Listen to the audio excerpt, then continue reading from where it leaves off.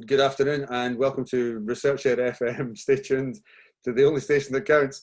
Thanks very much for joining us this afternoon. We have a double dose, a double dip, a double helping of researchED today. Some of you may have joined us earlier on this morning to be dazzled and amazed by the extraordinary Pedro de Bruckere.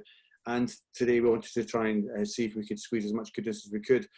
Today's speaker is somebody who needs no introduction, so he's going to get one anyway, which is the profoundly perfect in every way, Paul Kirschner, who has been an extraordinary influence on me and on many, many people internationally. He's been a huge supporter and advocate of researchED and a huge ally to teachers and researchers and academics internationally throughout the globe. It's an honour to have somebody who has made such a seminal influence on education and continues to do so, both in person and in print. One thing I did want to say before I hand over to Paul is that when I started researchED with Elaine about 7 years ago, we were looking to try to create a more research and evidence-informed community of educationalists, teachers, professionals working with children and so on.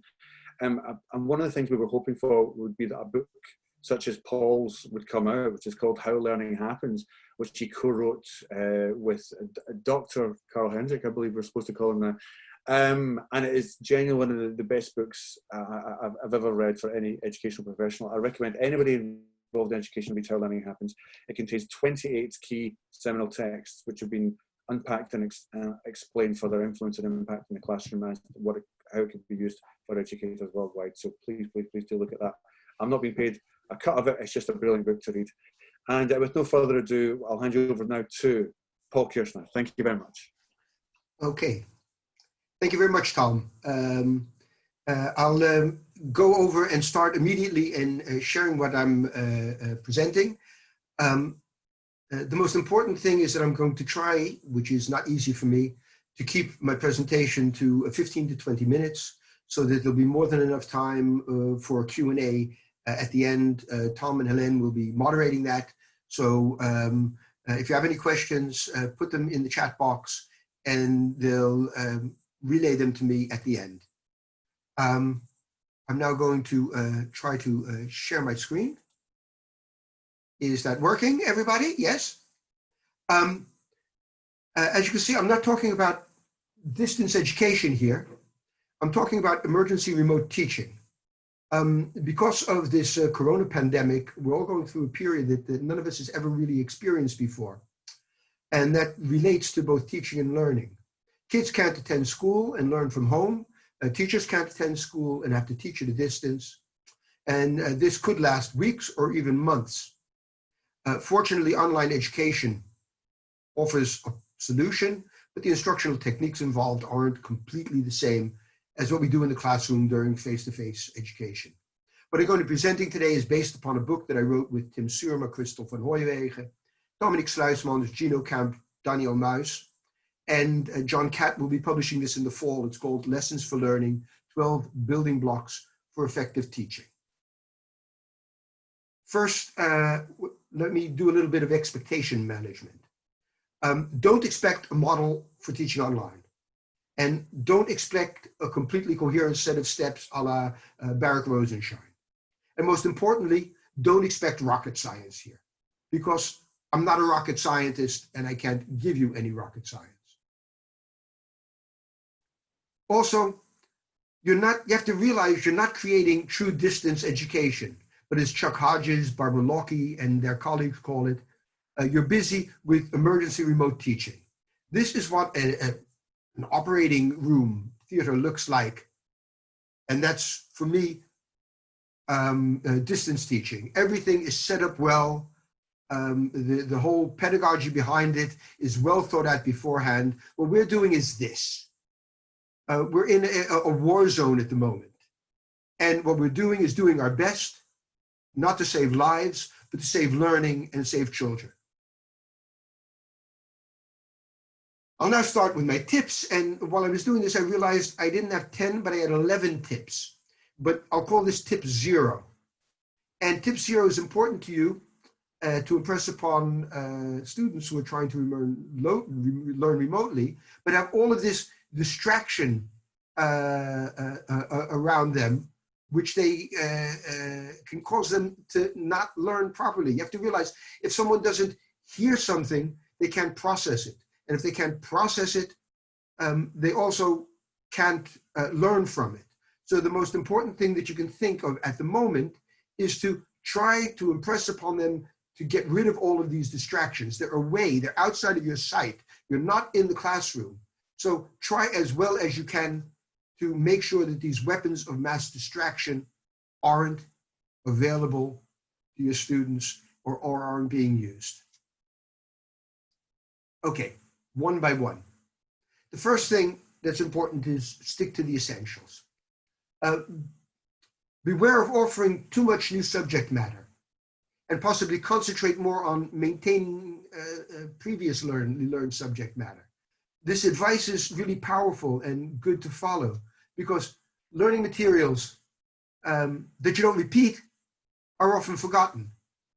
Think of this Corona crisis, COVID, emergency remote teaching time period as something like the summer dip that you experience. If you look at this, you see through the years that certain of the, if you look, this is the 0 level here, that as you get older and older, up to a certain point, the amount that you forget during the summer increases. So try to maintain in any event what they've learned and don't try to do all of the things that you normally do when you're doing it face-to-face in this distance emergency situation. That leads me to my second one, is to spread learning practice. Spread your teaching and spread their practice. If you're presenting new subject matter, don't do it in one long session, but use shorter sessions and return to it one or more times later on. This is called the spacing effect. There's a lot of research on it, which shows that it's much better, much more effective to spread it over time than to present it at once.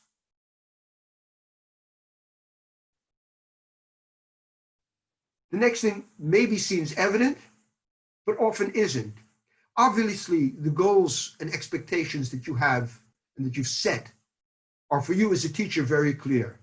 But pupils don't always find clear what exactly is expected of them and to what level they should master the material. So it's important for them that they know where they're going. You know it, but they don't. You also know what to expect, but they don't. So tell them, make it explicit. Don't have them, it's hard enough. Don't have them discover what you implicitly feel that they should learn. With respect to that, it's important that you frame new material in a bigger picture. You have to clearly indicate what your students should learn and should place this in a larger picture so that they have some context in which to learn it. Provide them with what Auschwitz once called ideational scaffolding or anchor points that help them structure the new materials and helps them direct the learning processes. You can see it as a number of small steps. Begin simple and work towards complex. Begin general and work towards the specific. Present what Charlie Reigelith calls an epitome first. That's an exemplary example, so that it's contextualized, that students understand where it is and then unpeel it in layers. Start with broad, inclusive concepts and procedures and principles, and then slowly but surely narrow them down with more detailed, more specific information. See it as a kind of an onion with layers that you go down and down and down further into. Charlie, I have the pleasure of knowing him, put it this way. He called it the simplifying conditions method, in which you begin with the simplest example of a complete task. You make more and more complex versions of that complete task until you reach the most complex. And you constantly add complexity, add specificity as the learner goes. Don't begin too specific. They'll lose view of what the whole picture is. Charlie had a good idea. He once said, see it as zooming in. If you look at a painting, a Guernica or the night watch. See it as looking at the whole picture, and instead of cutting away to a detail, zooming into the detail, zooming out and zooming into something else, so that you constantly have the whole picture in your mind. The most important factor in learning, we're at number 5, so hopefully I'm somewhere near 10 minutes. The most important factor in learning new things is what you already know. So you have to make sure that your students know what specific knowledge is expected of them and where they can find it if it's no longer in their heads. Where can you go to understand certain concepts that you might have forgotten, formulas that you may have forgotten, or if previously acquired skills no longer work? Here are a number of things that you can think of. You have to guarantee beforehand that the prior knowledge is there. That might be by giving the day before a very small question or 2 questions of what do you remember about A or B or C that we'll be discussing tomorrow, and have them send it to you so that you can see if the prior knowledge is already there. In that way, you're prepping the expected prior knowledge. And give them anchors and scaffolds for the new stuff. Think of, for example, analogies in which the new stuff can be placed in a framework of what they already know. Contextualize it. We're now already at number 6. Give examples before the exercises. One type of example is what's called a modeling example. Here you see on the screen a teacher sitting, and presenting something, but what she's probably doing is carrying out the task herself. You could also make a YouTube video of it. And during the solution process, she's not only telling them what they should be doing, but also what you're doing, how you're doing it, why you're doing those things. That's called a modeling example. It's important to stand there and say, okay, we're doing this and this for this reason. Look at the way I'm doing it. Now, another example, which is widely used, is what's called the worked or worked out example. These are problems or exercises where the solution is completely worked out, step by step. You see it here for just solving a simple mathematics problem of adding 2 numbers that are in the hundreds. And what you would normally do after that is leave out one of the steps. For example, leave out step 4 by a second problem. And by a third problem, leave out steps 3 and 4, until actually what the learner is doing is carrying out, solving the problem completely on his or her own. And you have other things like process worksheets and goal-free examples, goal-free tasks, which you can give them. These are only 2, but these are ways of giving them examples before they start doing. Don't give them the exercise and have them fail or muddle through or through trial and error, try to get it right and waste their time on it. The time isn't there. Help them, give them good examples and work them through it. While you're doing that, give them the support and guidance that they need. Not everyone understands the content immediately. It's important to realize this, so that you have alternate routes and examples ready just in case. Do your best to match the knowledge that the learners have with their actual skills and what they need to learn. Use scaffolding to support the students and to decrease this as they better understand the material. This can be difficult given the present situation, but it's actually also more important. You can no longer see those looks in their eyes that show you they're not understanding things. So maintain direction. Don't let them wander off into other things. Get rid of seductive details. You learned about that a bit from Adam Boxer. Reduce the amount of room you give them and gradually expand it when they're capable of doing it. Most important is prepare for contingencies. Think beforehand what can go wrong, and possibly have some extra slides or examples or simulations or whatever ready for if it's necessary. If we've done that, support and stimulate their active processing. Studying the subject matter isn't enough. Give your students assignments that activate the processing of that material. Have kids elaborate or expand on things. Formulate questions to get them thinking. Think of questions about what and where and who and when and why. We call them epistemic questions. Here also, ensure the students can improve and make their answers better. And what's really important here is to require explicit productions. So, as I said beforehand, give them a question for the prior knowledge beforehand, but the end and during, require them to do things and think of things while they're learning it. Make use of online quizzes, Twitter quizzes, or whatever. You have to remember, if they don't process the information, they won't learn. If they only process it in a shallow way, the learning will be shallow. If they process it deeply, they'll learn deeply. And if they process it in different ways a number of times, they'll learn it better and retain it longer. Related to this is, let students constantly check their mastery.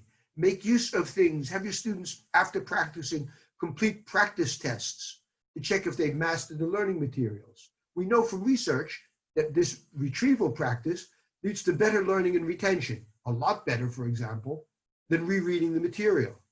But it also gives student insights into whether they've really understood the material. This latter is important because as a teacher, you're not present with the students to have them check for their understanding. And so you can do a quiz at the beginning of the class, or at the beginning of a series of classes. For example, make use of an online quiz program or a test that you make yourself. Make use of exit tickets, make use of flashcards. There are also electronic versions of it. Teach learners and have learners use Cornell notes, which you see here on the screen, this thing, yeah? In which they have to take their notes, but also have a recall column in which they give the key words, in which at a certain point of time, you can put your hand across the right-hand part and only see what the key words are and try to remember what is in the text, or cover the key words, read the text, and have them again try to think of what was now that important keyword in it. Use free recall, use tools like Padlet, all of those types of things. You see here also from Kate Jones, I think it was, sorry, I should go back, this retrieval practice placemat, which she made available to everyone to help with this. And finally, if you do all of this, provide adequate feedback. It's important that students receive feedback on their answers. This can be corrective. That's what's wrong. This is here. They did something. What was wrong? It can be directive in terms of you did something, but you look at how they carried it out and give new instruction as to how it can better be carried out to get the right answer. Or you can make use of epistemic feedback in which you ask them things. How did you get here? Would the answer have been different if you had done that and that? Had you thought of doing it this way? To wrap it up, these are, in a nutshell, 6 things. Keep it short. I was going to write keep it simple, stupid, or keep it short, stupid. I won't say you're stupid. Keep it short. Try not to do everything you normally do in your online class as you would normally do it in a regular face-to-face. Prepare well, know what you're going to say, and don't change it too much during the class. Provide kids with structure, list what the students should do, and see if they've done it. Prepare students, if you're going to talk about something, prepare them beforehand and stimulate their prior knowledge. Give short assignments before and after and require them to be submitted. In that way, you can see what they don't know beforehand, and you can see what they've learned from what you've said. And maybe the most important thing is make use of available online resources. There are a lot of great teachers at all different levels who've put things onto the web. Don't try to do it better. Try to be a good teacher and make use of possibly what other people have done. that in a nutshell is what I wanted to present. As Tom talked about, I hope this helps. If you want to know more about what constitutes good teaching and for effective, efficient, and what I call enjoyable learning, you might want to read this book that I wrote with Carl Hendrick, Dr. Carl Hendrick, How Learning Happens, Seminal Works in Educational Psychology and What They Mean in Practice. And it's available from Routledge or via Amazon in the US, UK, or wherever. And finally, if you want to be in touch with me about any of the things I said, you can also get in touch with me via Twitter or by emailing me.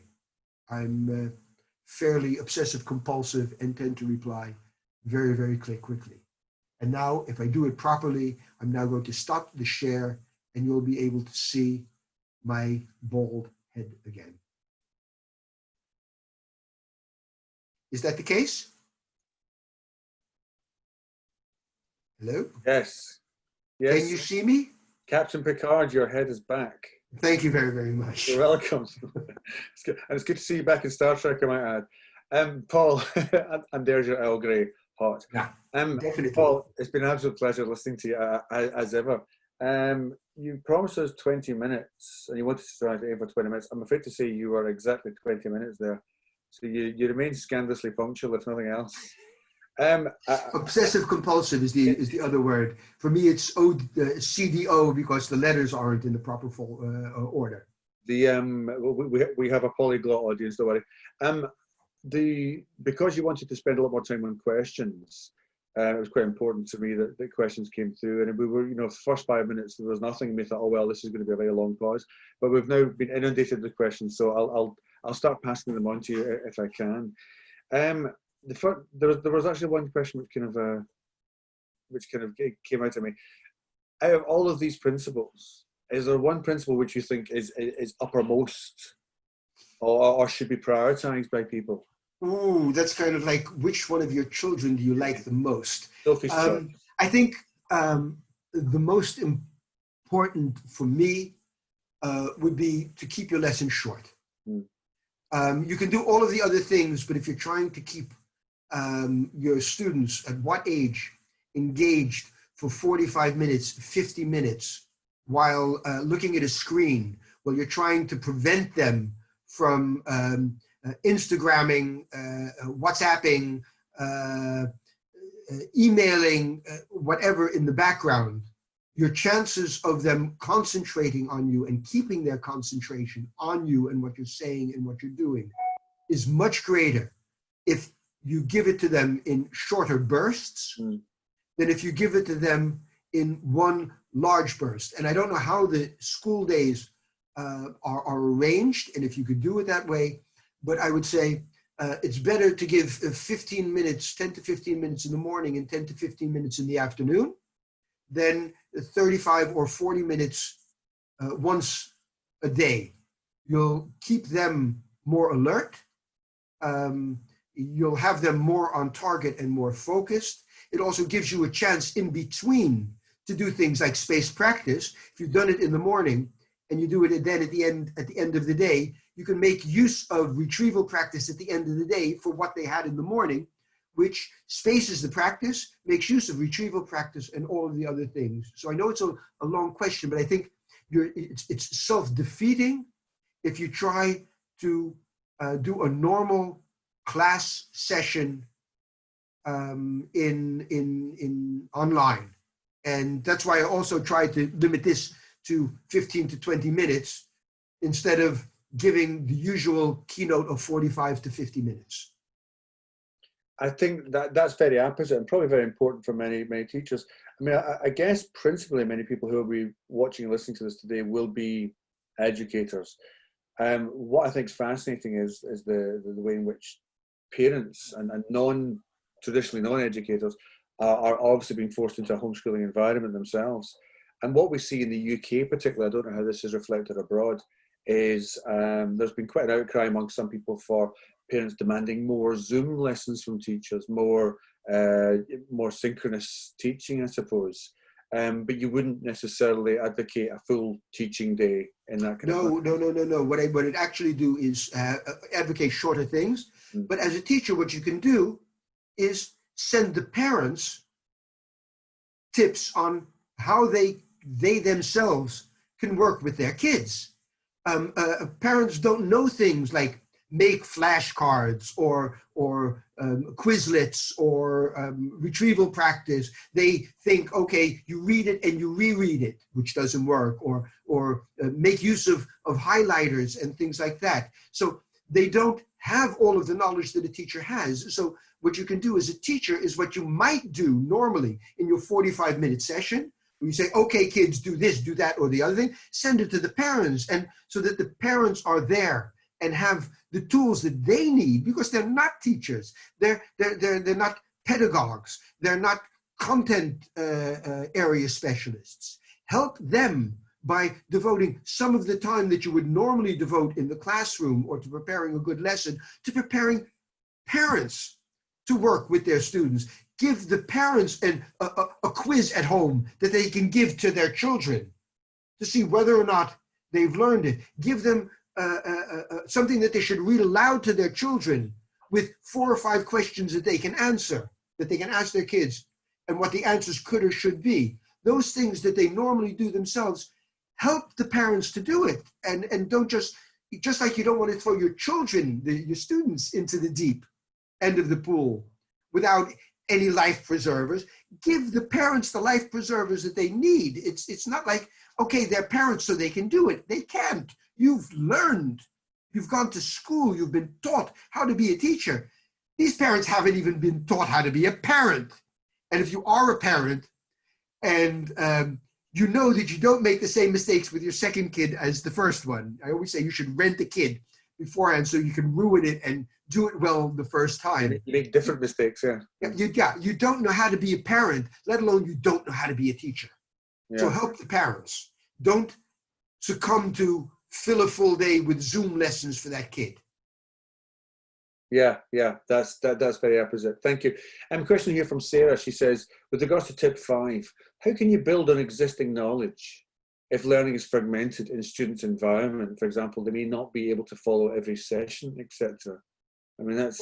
Well, you might not be able to do every session, but you can also give them materials beforehand.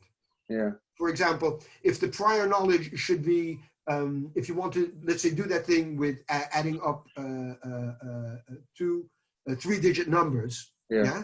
What you can do is you can go back from, how did we do it with 1 digit? Hello. Sorry. You can do it with how do we do it with 1 digit? How do we carry the tens? What do we do in this situation? And do that beforehand.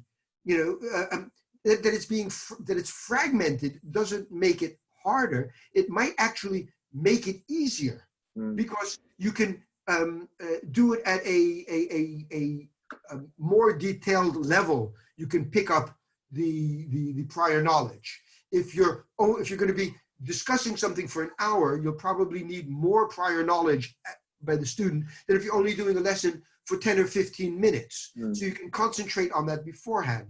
If you ask the students beforehand to also deliver to you what they remember.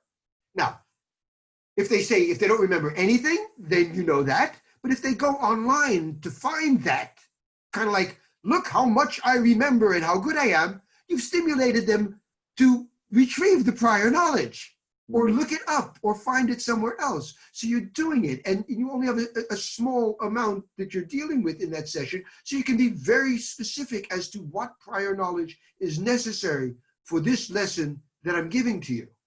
So I don't think fragmentation, if you're given lemons, make lemonade, yeah? Or every cloud is a silver lining, or so as the Dutch prophet and philosopher says, elk nadeel heeft zijn voordeel, every disadvantage has its advantage, Johan Cruijff, yeah? Make use of that. Very, very, very pragmatic and optimistic at the same time. This is from Josh, how would we approach assessment during lessons or lectures in order to gauge understanding? I think we have a lot of really good tools at this moment, not the least of which is Twitter.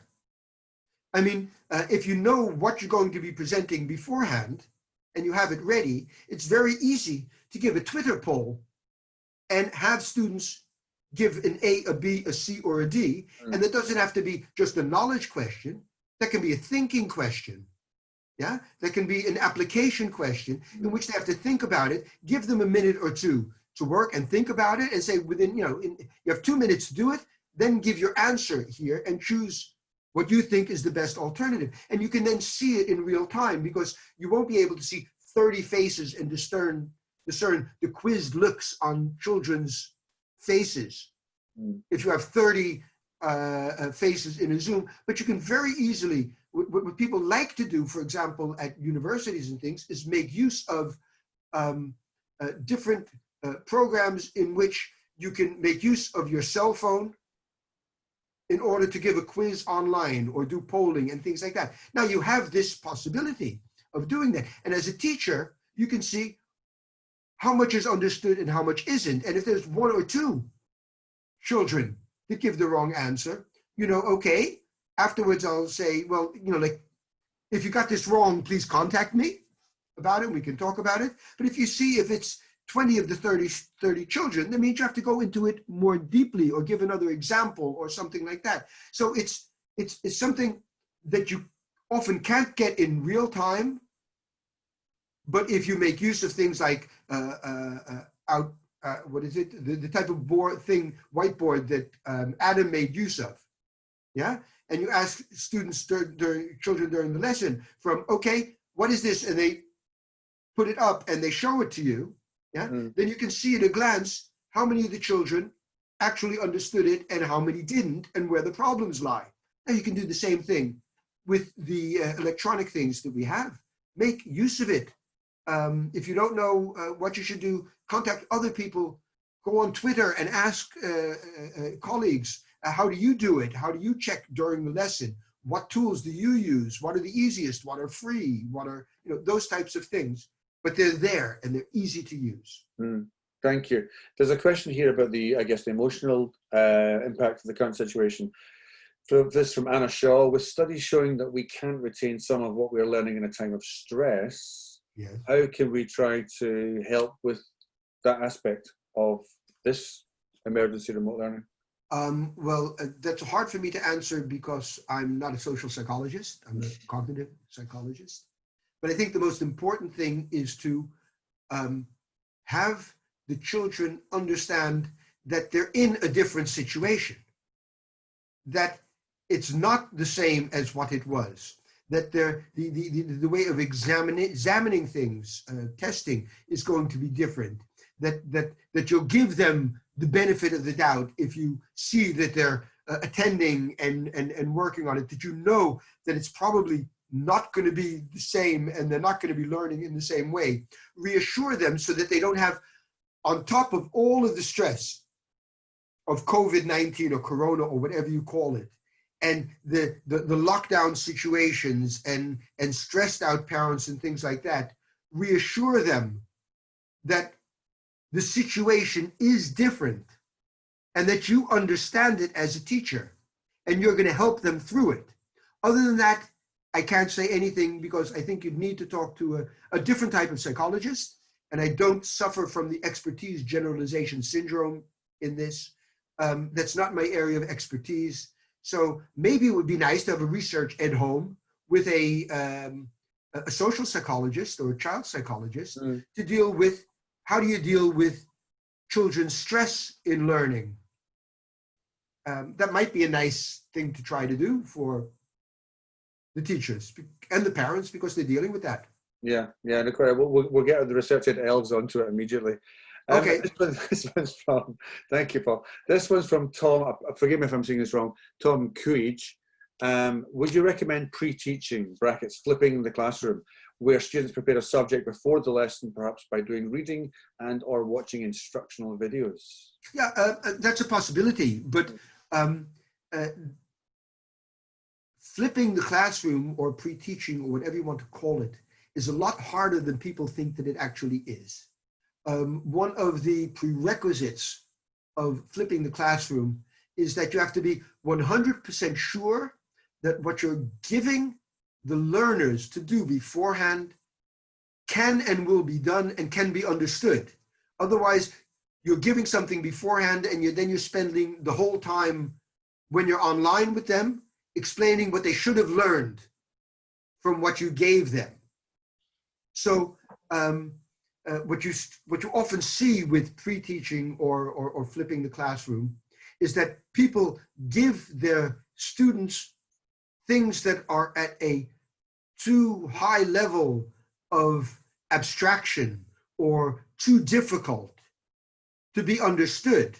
So the children do their best to do it beforehand. They don't understand it. That in itself is a problem because they become demotivated. Yeah. And then they come into the lesson and you spend the time that you actually wanted to apply that and go more deeply into it and things like that. You spend the time actually teaching them what you had hoped that your pre-teaching or your flipping actually did. So if you can be in your mind 100% sure that it's understandable, that it's short, that they can actually learn from it, then it's a good idea. What I often say is give a short task beforehand, which will prepare them for what they're going to learn, and more important, to have them retrieve the prior knowledge of what they already know, as opposed to giving them the extra information beforehand and hoping that they learn it without you. Yeah, yeah. That doesn't preclude doing that, but it's flipping is a lot harder than people think. Yeah, indeed, indeed. Someone should write a book on it. This is from Helen Blanchard. I've been told to say the whole name. Helen Blanchard. It says, hello, Helen Blanchard. There we go. There we go. I'm probably saying it wrong. Yeah. How would you suggest teachers best implement these tips for students who cannot access provision online, where the disconnect between teacher and student is much greater? Ooh, yeah. That's tough. As I said, the title of this is Remote Emergency Teaching. If they can't, then a lot of the things that I said you can't do. Yeah. I mean, it's just that simple, and you can't expect the parent to do that. Then I would say the most important thing here, and I've tweeted about it once or twice in the past week or two, and that's possibly the most important thing, is having a good textbook that you can make use of. Yeah, that you can actually, if it's a good textbook, it's giving good instruction, and you can do that. But the only way you can do it is nothing short of having the parents come to a window every day to pick up lesson materials. And they did that in the Netherlands at the beginning. Yeah, and they're still doing it. If you look at Eva Nijkens, who has a really good school, Alan Turing School, it's maybe the Dutch, I won't call it an equivalent of Michaela, but it's something on the way towards that. What they had is they set lesson packages for each kid every day, the teachers, and had the parents come and pick it up. And it was with lesson notes and teaching instructions and what the children should read and those types of things. That's the only thing you can do. If you can't reach them electronically, you either lose them or you make use of that type of tool. But then they're not there. If they don't even have a computer, let alone internet, then you can't give them a good video that you found somewhere else that you can say, well, I'm not going to give that instructional video myself. I'm going to make use of someone else's really good video. They don't have that. Yeah, I mean, I have no idea. Give them a videotape and hope that they put it in their VHS video player. I have no idea. I can't help in that. If you can't reach the kids, you can't make use of almost all of the tips that I've given, because it's about tips about teaching in this emergency situation. It's interesting. Thank you, Paul. It's interesting you give the example of the I forget the name. Sorry, the school that gave. It's an Alan Turing School. It's Eva Nijkens. She's a really great teacher here and set up that school. That must be highly labour intensive, though. That must have been an extraordinary effort. I mean, teachers couldn't sustain that, I suspect.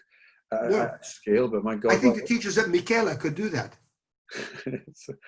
Because they don't sleep. Right, so here's a question from Ramesh.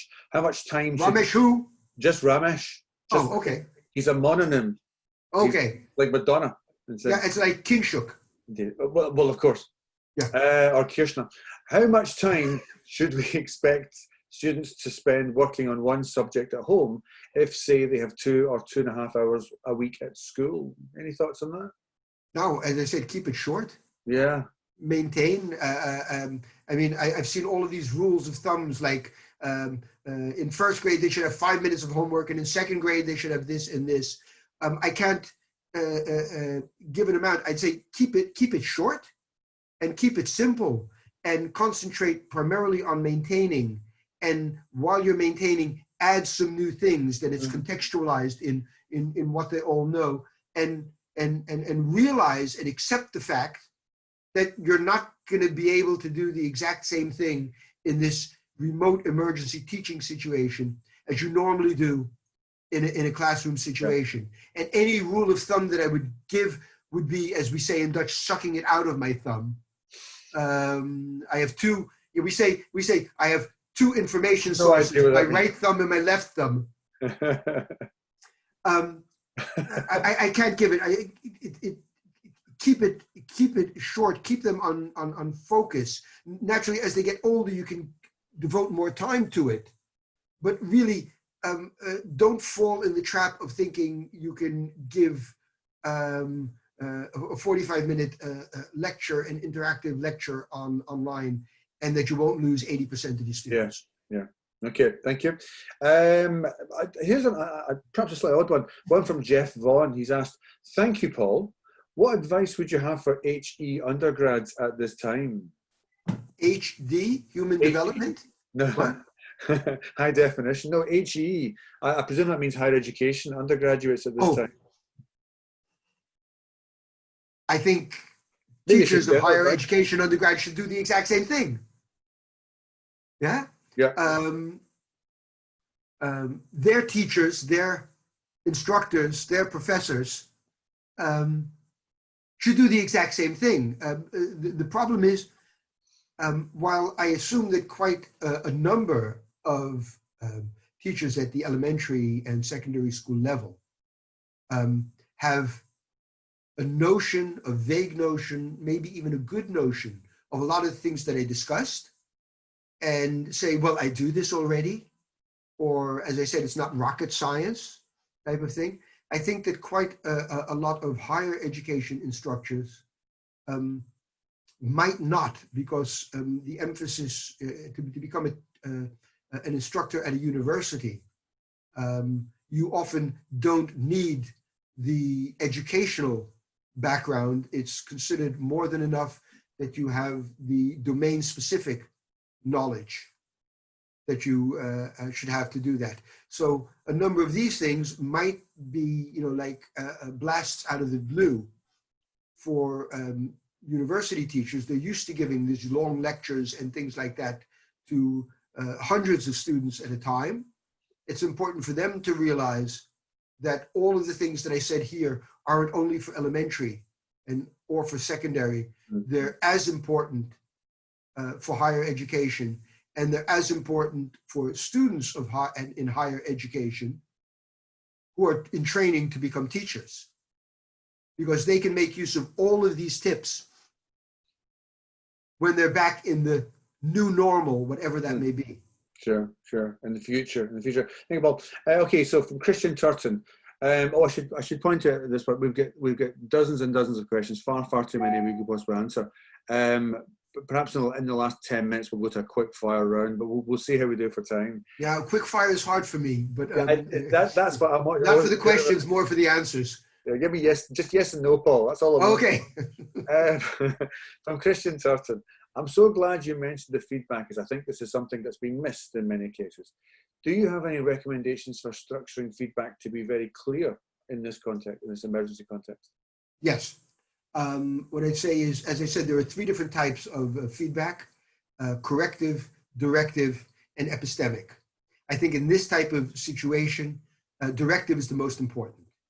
What was the answer? Was the answer correct? How should the student have worked on the problem to come to the correct answer? What did he or she do wrong? Concentrate on the essentials, as I said. If you have more time, that idea of epistemic, that's for me the most beautiful type of feedback that you can give, because it gets people thinking. But in this time, with 30 online students or 25, stay as close as you can to corrective, directive feedback, not corrective, directive. That's the second. What was right, what was wrong, and how should you have gotten there? It's kind of like a reteaching. And stay at the basics, the core aspects of it. Don't go into details. It's most important that they understand what the major things are, and all of the other things, if it's a piece of writing, punctuation is important, but every detail isn't necessary at the moment. Stick to the major points. What did you want them to know, understand, and do? What did they do right? That's very important. What did they do wrong? And how can they do it better? Thank you. Now from James McIntosh, who sounds like he directs films. What are Paul's thoughts about content knowledge? I think I probably know what you're going to say here, but I'd love to hear you. What are Paul's thoughts about content knowledge as an enabler of effective pedagogical skills? Adam Boxer, for example, is effective because he can reinterpret complex ideas simply because he understands the content so well. You know the answer. The answer is the most. John Hattie did, and not in Hattie's in terms of his meta-analysis book, but presented a really nice paper in 2003 in which he outlined the difference between an experienced teacher and an expert teacher. And what he said is an expert teacher has deep conceptual knowledge and skills of three things: of the subject area that he or she is teaching, the pedagogical techniques of good instruction, and the cognitive psychology of how a learner learns. And those three things are incredibly important. And if you say, what's the most important? The most important is the content knowledge. Because without it, you're just it's a knee-jerk reflex. We say in Dutch, an ape carrying out a trick. I don't mean it in a derogatory way, but if you're not capable of listening to understanding as a child gives you an answer where he or she probably doesn't understand something, or where the misconception was, and are not capable, because you don't have the content knowledge, of giving a different example from a different area, simplifying it in a way that the child can do it. Only someone who really knows his or her stuff is capable of presenting it to his or her grandmother or toddler. That's the mark of a true expert. And so if you don't have the content knowledge, you can't be a really good teacher or doctor or lawyer or whatever. It's a combination of the three. 2 and 3 is equal, but number 1 is a teacher has to know his or her shit. It's just that simple. I'll bleep that out for the record. Bleep it out for the minors. As long as it's as bad as you go. Yeah. So here's one from Mark van Uyen, potentially. I'm not sure. It says students are offline. Beg your pardon. Students are online all the time. Should they help teachers to make lessons? No. If you have no idea as a teacher how to make a Twitter poll or a doodle poll or whatever to do it, have someone help you. But setting up a lesson is based upon knowledge of the domain itself. And an 8 or a 12 or a 15-year-old won't be very much help in doing that. At this moment, I hope that most teachers are capable of doing a good Google search to find a simulation of how lenses work, or an explanation of something, or can Google themselves, how do I make a Twitter poll, or things like that. For the fine points, you can possibly make use of them, but what I often say is kids nowadays are very fast with their fingers, but don't really understand what's behind it. And there's a lot of research, primarily from the UK, which shows that this is the case. They're good at cutting and pasting, but not creating knowledge in an online environment. Yeah, they're good at doing something quickly, but understanding what's happening behind it to do it properly. That's not their strongest point. So yeah, make use of the sources in your environment. And if it's your son or daughter who can help you because you have no idea how a Twitter poll works, ask them. Yeah, that's that simple. Thank you. This one's from Maida Ali, who says, do you believe social media can be used to intrinsically motivate students who are not motivated to learn? I have had students who don't respond via our LMS or other online resources, but they were happy to submit their work via Instagram or Twitter. Any thoughts on that? Use of different media as a motivational tool? Of course, not, motivational doesn't interest me at all. Yeah.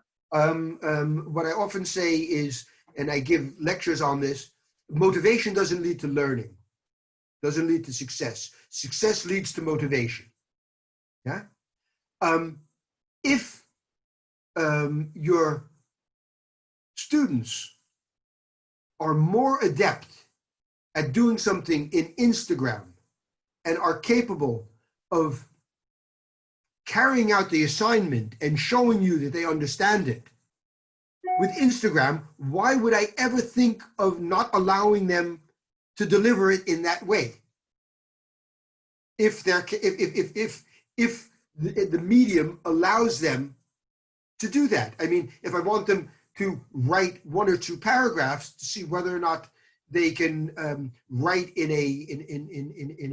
a coherent way, then I want them to do something in Word and deliver it via an email to me or send me an email. If it's something else, why not? Make use of that which is good for delivering to you what they've done, or delivering to them what you need to deliver them. But the medium, presenting something dull with Instagram, will not make it motivational. Presenting something in an incredibly interesting way as a talking head can be very motivational. We know since 1983, Dick Clark, it's not the medium, it's the method. Don't let yourself be fooled by thinking that if I do it in this way, it will motivate my students, because Instagram or TikTok or whatever it is motivational. Dull content, a dull teacher is just as dull in Instagram as he or she is in front of the classroom. Yeah, I'll cancel my TikTok presentation then. Okay. This one's from Derek Robertson. Can you tell us more about what reducing seductive content would look like in practice? I think I am a sucker for seductive detail. I'll draw a bill. Yeah. What do you want me to say about it? Don't make use of it. Any illustration, anything you do that you present leads to cognitive load. If that load that you're giving them does not facilitate, stimulate the learning process, it's extraneous, it's seductive. It will take them away from what they should be actually doing, should be looking at, should be thinking about. So anything, if you're trying to teach someone about volcanoes and how magma flows up, showing pictures of Pompeii and skeletons or clouds of smoke or whatever, that's wow, that's incredible. But that doesn't help them to learn the basics of how magma comes from the core of the earth and flows up and sometimes leads to this or that. So if you're going to make use of an illustration, it has to facilitate learning. And what was the name of the person? Oh, I've lost it. Derek Robertson. Derek. What he said himself, he's a sucker for it. That's the problem. We're all suckers. We're all magpies that are stimulated by shiny objects and are then led astray and let our mind wander because of that. In a face-to-face situation, in an online situation, in textbooks. I used to work for a publisher. They said, well, we'll put in this nice one because it's a nice illustration and kids will find it interesting. If it's interesting, but it doesn't help you learn, all it does is help you not learn. Mm. Anything that's not directly necessary to help learning.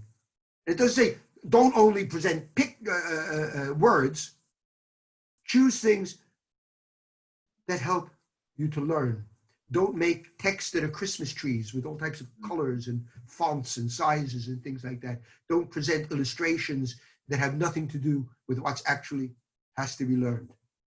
I wish, Paul, I'd heard that for the first 10 years of my teaching career, when I devoted about 50% of my planning time to creating beautiful PowerPoints. Exactly. And well-decorated classrooms. Yeah. Anyway. But the question is, did they learn from those beautiful PowerPoints, or were they actually not listening to you, but looking at that picture that you had there that had nothing actually to do with what you were saying? I think I know the answer to that, sadly.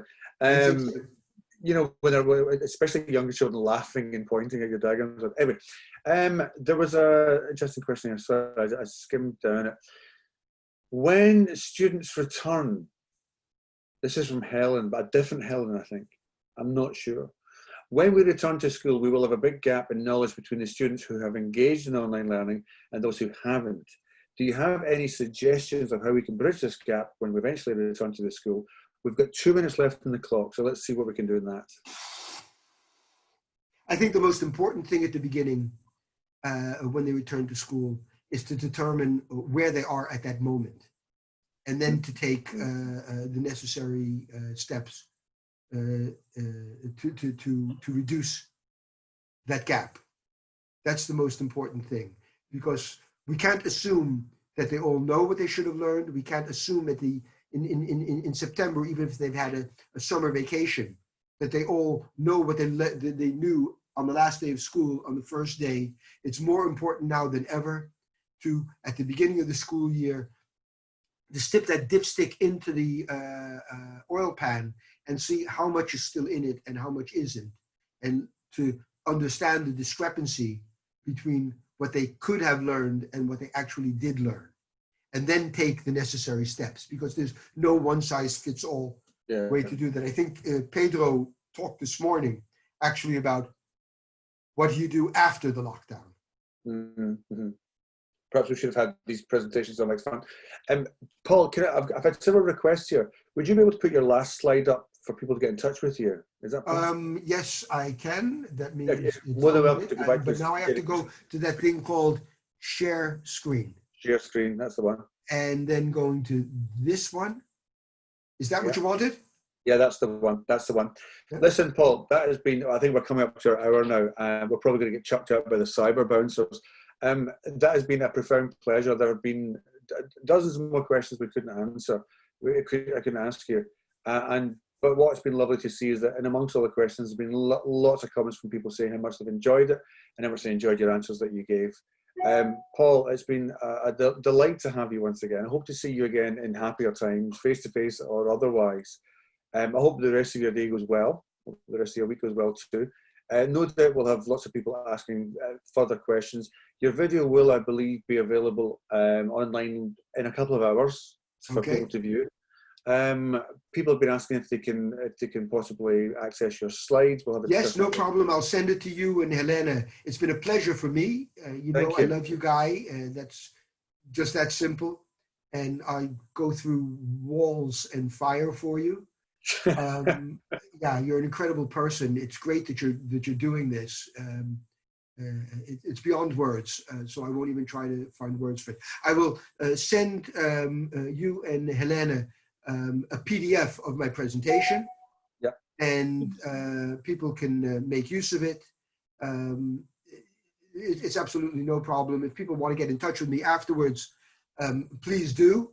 I won't try to answer on Twitter, but DM me, and I'll try to get back in touch with you about it. And just stay strong, stay safe, everybody. And thank you and Helena for doing all of the things that you're doing with this research at home. Thank you to you, Paul, and thanks also to Helena as well. We'll say goodbye for now, and we'll see you all tomorrow at 11 o'clock. Thank you very much, guys. Okay, bye-bye.